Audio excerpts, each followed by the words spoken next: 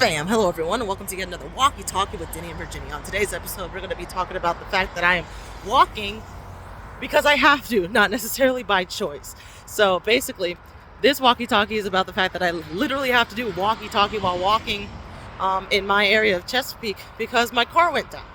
And it's kind of mainly about looking on the bright side of things and realizing that sometimes you actually have it a lot better than you thought.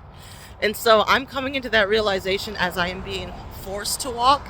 And so it's actually not just do you have it better than you thought, but sometimes things are worse than what you thought because you weren't the one who had to deal with it. You weren't the one who had to live with that situation. And so I'm seeing both sides of the coin right now, and I'm just gaining an appreciation for certain things and becoming more aware of others. So basically, my car went down. And so if I cannot bum a ride, if I cannot, I haven't tried public transportation yet, but that is an option that is not widely spread in my area.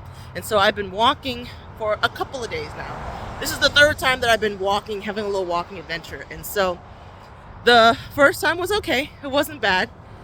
Second time I walked in Portsmouth, it was horrible. But I think there may have been a cheat code that I missed and would have made it so much easier.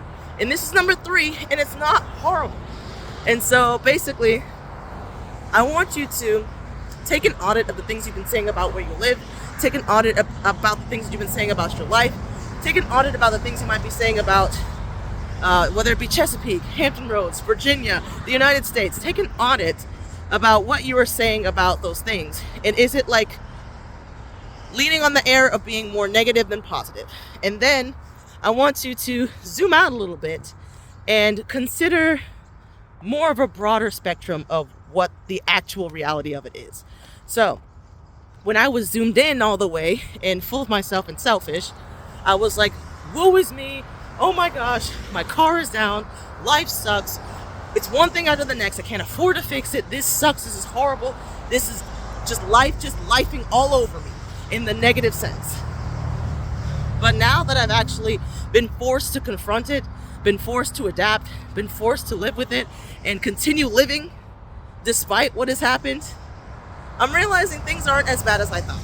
So for example, Chesapeake, I think, is the number 2 least walkable city in America, right after Fayetteville, I think. And I was like, I believe it, because I did. And so I'm testing it. I'm being forced to confront that. I'm being forced to confront the validity of that statement. And in doing so, I'm realizing there are some areas, yes, horrible walkability, horrible bikeability, horrible, like if you do not have a vehicle, it sucks. Horrible public transportation. And on the flip side, I'm noticing other areas where I'm like, actually, it's not horrible. It's not that bad. Yes, it'll take you a longer time to get from point A to point B. But it's like, I'm grateful. In this particular area of Chesapeake, this is the western branch side of Chesapeake. In this particular area right here, it's like I have everything that I need. I might not have everything that I want, but I definitely have everything that I need, and I can access the things that I actually genuinely need and not necessarily everything that I want, which is humbling, you know? I'm not wasting stuff as much, not wasting energy and time as much, not wasting money as much. Hi, how you doing? I'm not wasting gas. I'm not like trying to force myself to go out of the house, use my car, use up some gas just so I can go to some place. It's like when I have to go somewhere now, I'm more intentional about where I have to go. I'm more intentional about thinking about, okay, when am I going to go? What time do I have to leave by? Because I have to get there from point A to point B within a reasonable amount of time. Is it really worth going there? So it's just like allowing me to appreciate the things that I have in this area, and that it's not as bad as I thought it was going to be. I thought it was going to be like a horrible trek, no sidewalks anywhere. But as you can see, I've been good. I'm walking from the Russell Memorial Library that had their grand opening today, by the way. Very happy. Congratulations, Chesapeake Public Library System. And it's been a straight line where it's like I've had to cross a couple of streets, and there was like technically a crosswalk, but it's like the streets weren't too busy so you can cross it, but it wasn't one of those fancy crosswalks where there was a walking man that tells you when to go. It was like kind of like a pointless button.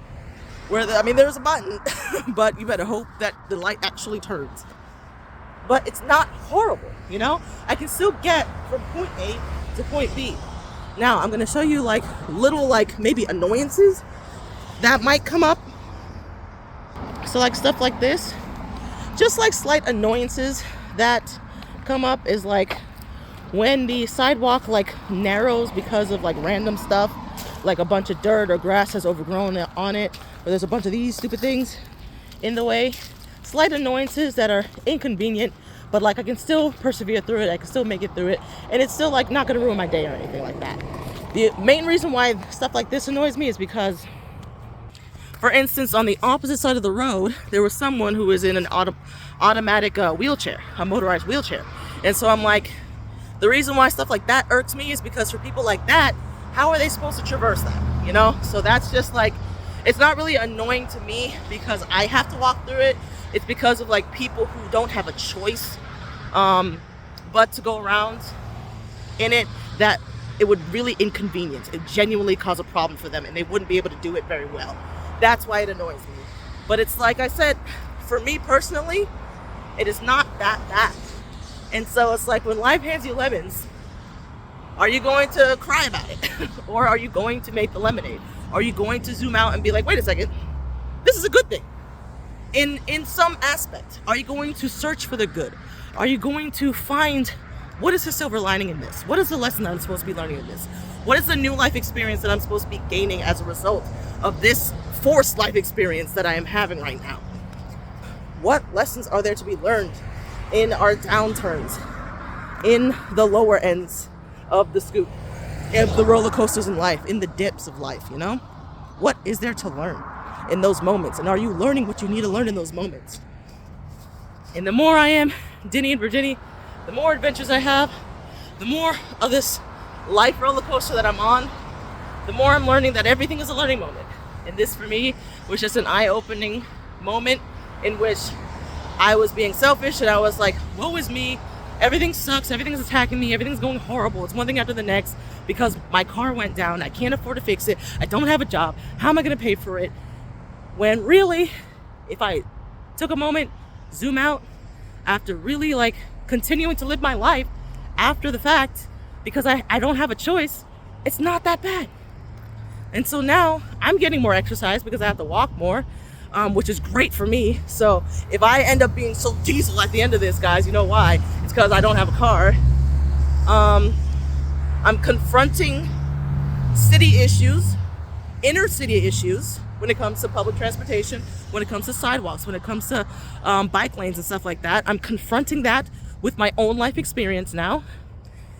And I'm learning that the area that I live in, for me, not as bad as I thought it was going to be.